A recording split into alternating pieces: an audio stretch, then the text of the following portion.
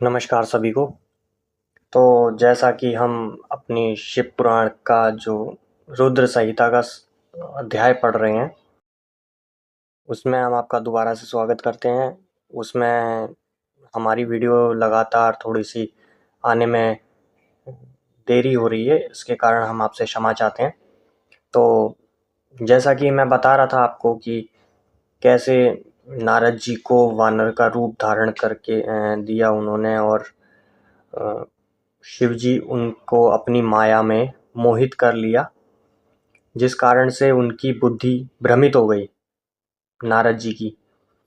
और इसी के साथ ही हम यह भी पढ़ेंगे कि किस तरीके से यह रामायण की कथा हुई और किन कारणों की वजह से ये। तो चलते हैं हम अपनी अध्याय की ओर। नारद जी भगवान विष्णु को क्रोध पूर्वक फटकारना और श्राप देना। जैसे कि इसमें मैं आपको बताने वाला हूँ कि नारद जी ने कैसे विष्णु जी को क्रोध में आके शिव जी की माया से मोहित होके और विष्णु जी को फटकारा, क्रोध में उनसे कटु वचन कहे, जिसकी वजह से बाद में जब उनको पश्चाताप हुआ तो उसके बारे में वो फिर भगवान से बोले कि श्री हरि, मैं आपका परम भक्त हूँ, तो आप मुझे कृपया करके इस जो मेरे से जो दुर्व्यवहार हुआ है, जो मेरे से अपराध हुआ है, उसकी क्षमा याचना और मैं पश्चाताप कैसे करूं। तो भगवान विष्णु ने उनको बताया कि आप श्री महादेव जी की आराधना करें। तो यह अध्याय उसी से जुड़ा है।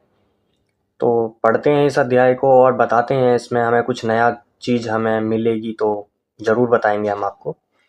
सूत जी कहते हैं, महर्षियों माया मोहित नारद मुनि उन दोनों शिवगणों को यथोचित शाप देकर भी भगवान शिव के इच्छावश मोह निद्रा से जाग ना सके। वे भगवान विष्णु के किए हुए कपट को याद करके मन ही मन में तुत्साह क्रोध के लिए विष्णु लोक को गए और समीधा पाकर प्रज्वलित हुए और अग्निदेव की भांति क्रोध से जलते हुए बोले, उनका ज्ञान नष्ट हो गया है था, इसलिए वे दुर्वचन पूर्ण व्यंग सुनाने लगे। जैसा कि मैंने आपको बताया कि वहाँ पे जहाँ पे ये माया का जो माया जो रची गई थी भगवान शिव के द्वारा, तो वहाँ पे उन्होंने शिव जी ने अपने गण भेजे कि जाओ तुम नारद जी पे नज़र रखना, निगरानी रखना कि कहीं वो किसी अपने मोह में किसी का अपमान ना कर दें या किसी का कुछ कहें ना। तो इसी कारण की वजह से तो आए। तो फिर जब यह सब क्रिया हो गई, जब भगवान विष्णु उस स्त्री को लेके चले गए, तब शिवगणों ने उनको यह बोला कि आप अपना मुख तो देखिए, आपका जो सौंदर्य है वो सिर्फ मुख को छोड़ के आपके पूरे शरीर का सौंदर्य सुंदर है, मगर आपका मुख जो है वो वानर वाला है।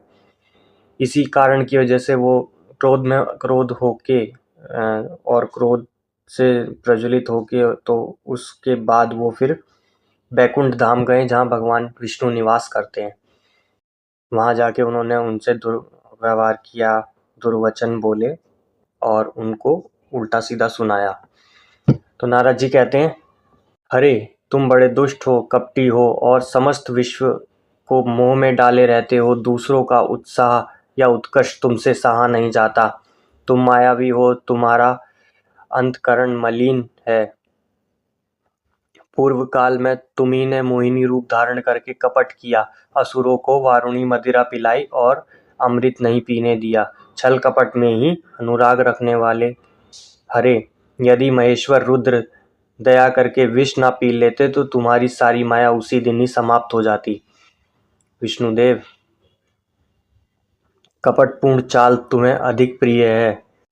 तुम्हारा स्वभाव अच्छा नहीं है, तो भी भगवान शंकर ने तुम्हें स्वतंत्र बना दिया है। तुम्हारी इस चाल ढाल को समझकर अब वे भी पश्चाताप करते होंगे। अपनी वाणी रूप वेद की प्रामाणिकता स्थापित करने वाले महादेव जी ने ब्राह्मण को सर्वोपरि बताया है। अरे इस बात को जानकर आज मैं बलपूर्वक तुम्हें ऐसी सीख दूंगा जिससे तुम फिर कभी किसी के साथ ऐसा कर्म नहीं कर सकोगे। अब तक तुम्हें किसी शक्तिशाली या तेजस्वी पुरुष से पाला नहीं पड़ा था, इसलिए आज तक तुम निडर बने हुए हो।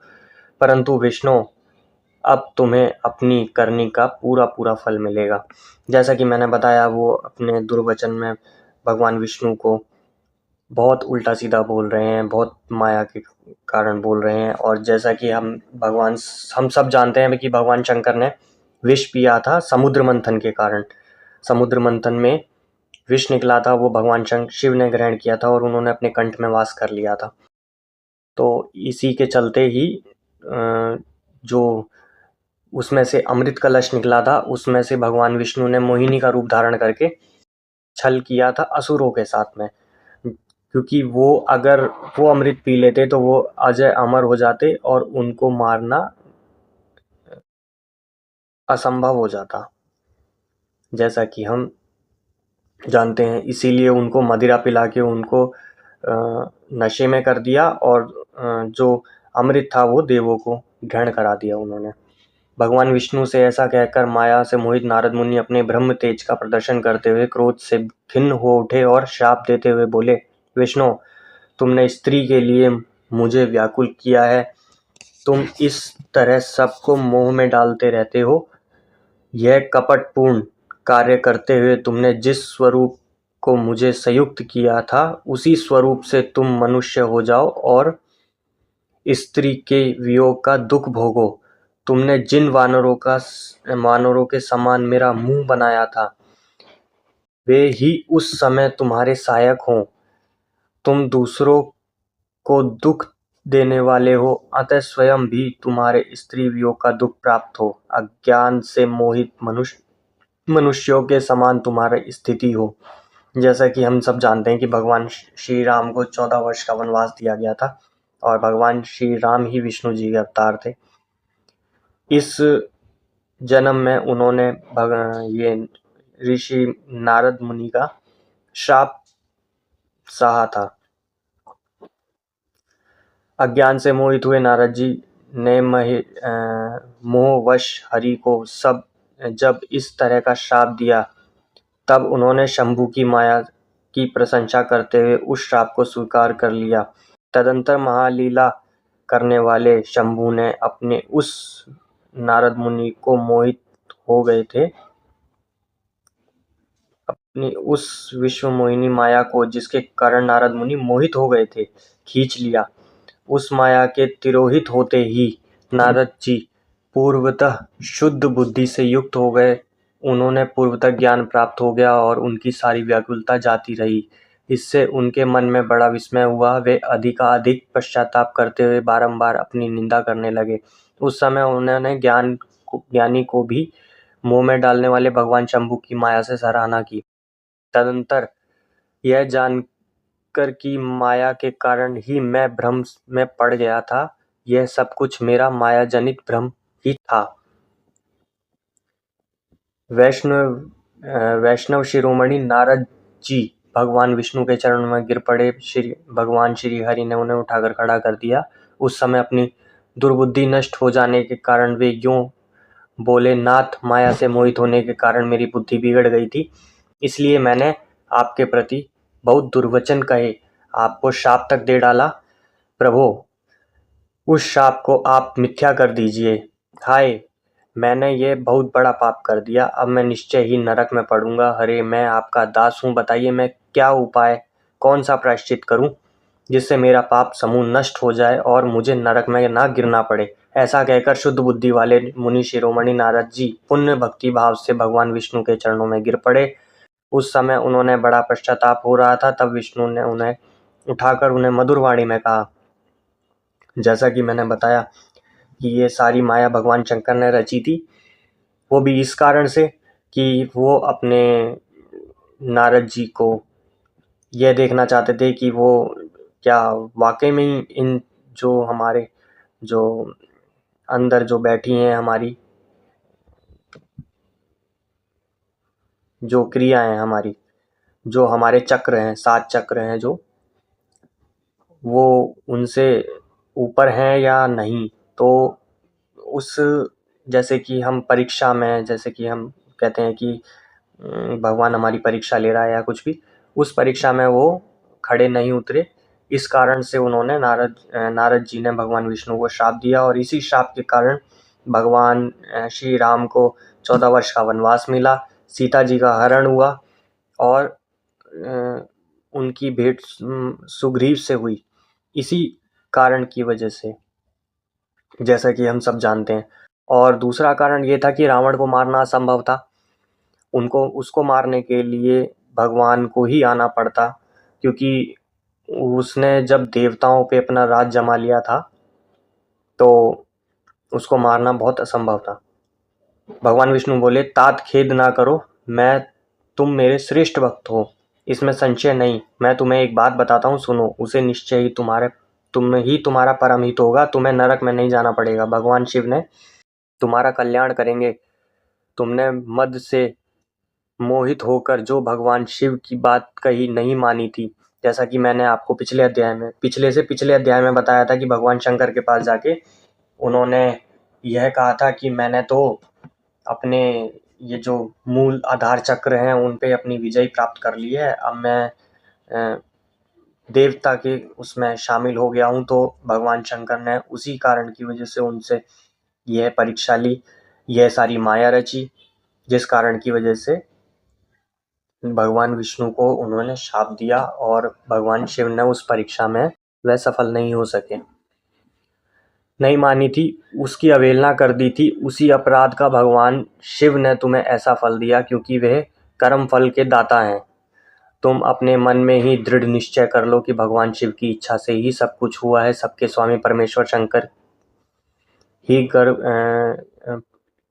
गर्व को दूर करने वाले हैं। वे परम ब्रह्म परमात्मा हैं। उन्हीं की सच्चिदानंद स्वरूप से बोध होता है। वे निर्गुण और निर्विकार हैं। सत्व और रज और तम, इन तीनों गुणों से परे हैं। वे ही अपनी माया को लेकर ब्रह्मा, विष्णु और महेश तीनों रूपों में प्रकट होते हैं। निर्गुण और सद्गुण भी वे ही हैं। निर्गुण अवस्था में उन्हीं का नाम शिव है, और वे ही परमात्मा, महेश्वर, परम ब्रह्मा, अविनाशी, अनंत और महादेव आदि नामों से कहे जाते हैं।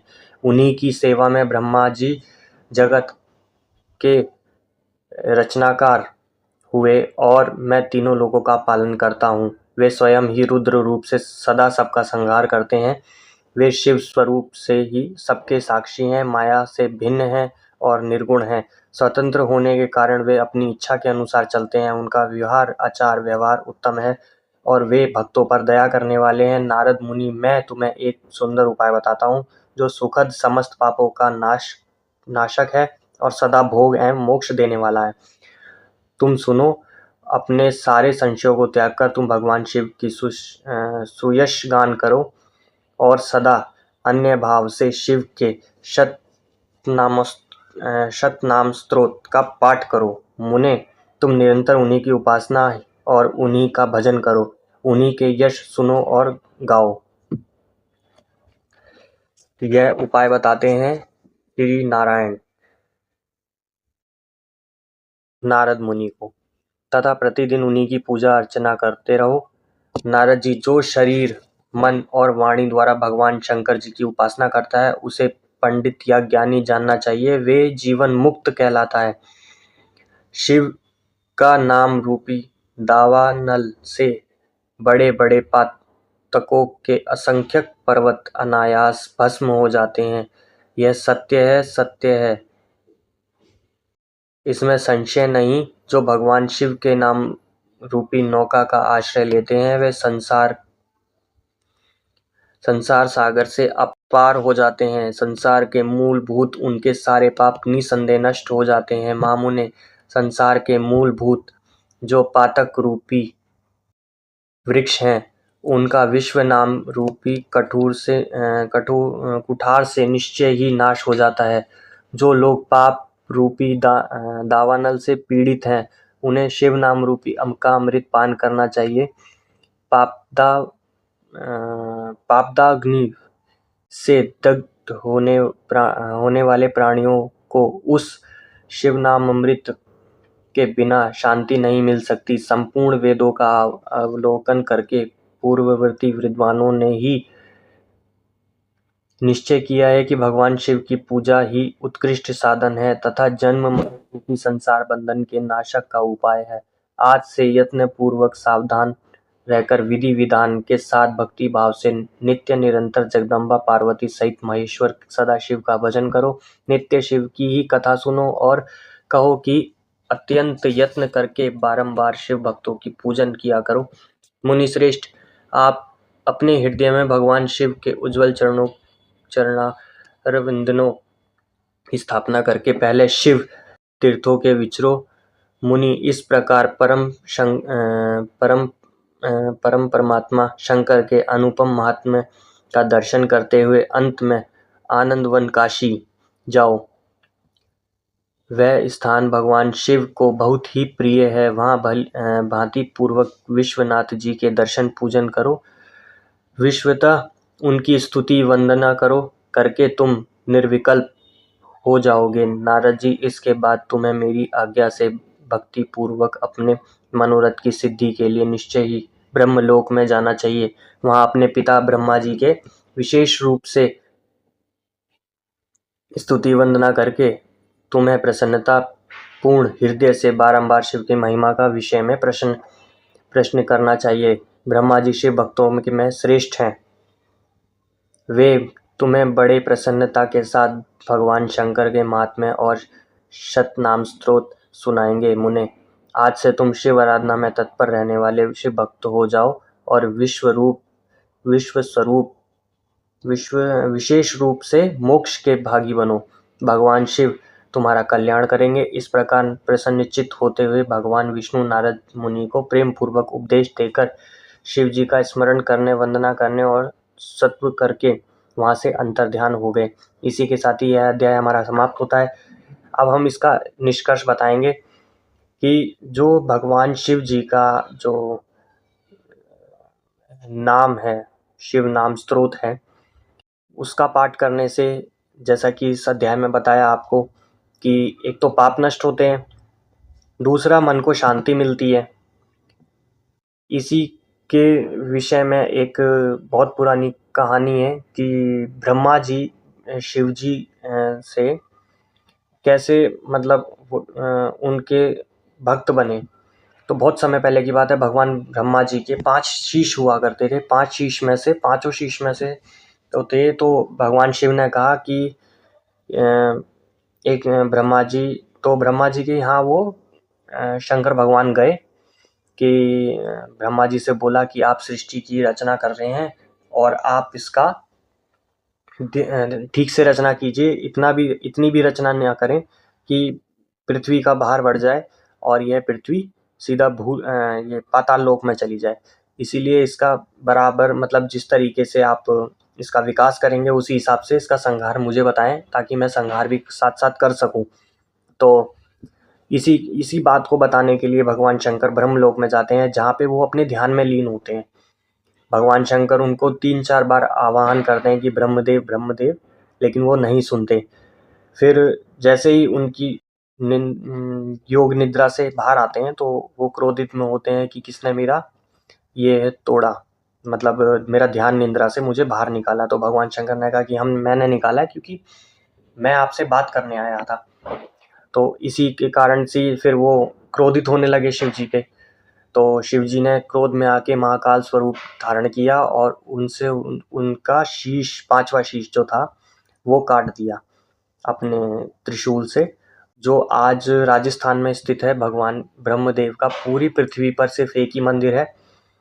और भगवान शिव ने भगवान ब्रह्मा जी को यह शाप भी दिया कि पृथ्वी पर आज के बाद आपकी पूजा नहीं की जाएगी, जिस कारण से ब्रह्मा जी का पूरी पृथ्वी पर सिर्फ एक ही मंदिर है, वो है राजस्थान में, और प्राचीन मंदिर है वो, क्योंकि वो शीश वहीं गिरा था, जिस कारण से वो राजस्थान में स्थित है। तो आपसे वंदना करते हैं कि आप भगवान शिव जी की पूजा कीजिए, अर्चना कीजिए, अपने पापों का नष्ट कीजिए। हालांकि ऐसा नहीं है कि आज के समय में किसी ने पाप नहीं किया, ये एक वो होती है कि ऐसा नहीं है कि कभी ना कभी किसी ना किसी से कोई गलत काम हुआ ना हो।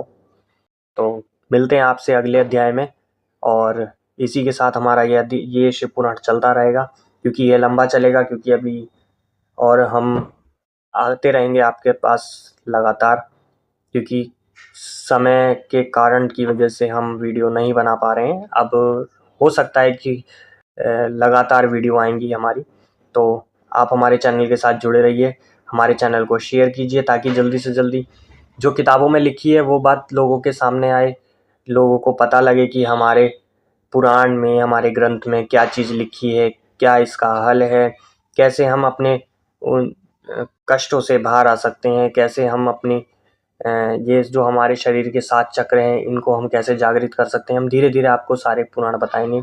इसी के साथ हम अगले अगले वीडियो को धीरे धीरे हम और भी किताबें लेके आ रहे हैं, अपने और भी पुस्तक लेके आ रहे हैं। जैसे कि हमारा अध्याय अभी चल रहा था इसका महाभारत का, वो अभी रुका हुआ है। इसके साथ साथ हम लेके आएंगे हनुमान अखंड, उसके बाद उसी के साथ हम लेके आएंगे, फिर आप उसी के पीछे पीछे लेके आएंगे रामायण, फिर उसके पीछे पीछे आएंगी ये आपकी रावण की पुस्तिका, क्योंकि रावण का सिर्फ एक ही कमी थी कि उसने माता सीता का हरण किया था, जिसके कारण उसकी मृत्यु हुई, और वो यह बात जानता था कि मेरे को सिर्फ भगवान ही मोक्ष दिला सकते हैं, इसलिए, और उसको यह आवाहन था और यह उसको पता भी था कि भगवान राम ही मेरा उद्धार करेंगे, इसीलिए उसने सीता का हरण किया। जब सीता माता ने, जब सोने की लंका दहन हो गई, तो यह कुछ समय पहले की बात है, गुरु शुक्राचार्य ने कहा था कि अगर ये एक वानर ने जन्म लिया है जो तुम्हारी सोने की लंका को आग लगाएगा, ये शुक्राचार्य ने रावण को बता दिया था।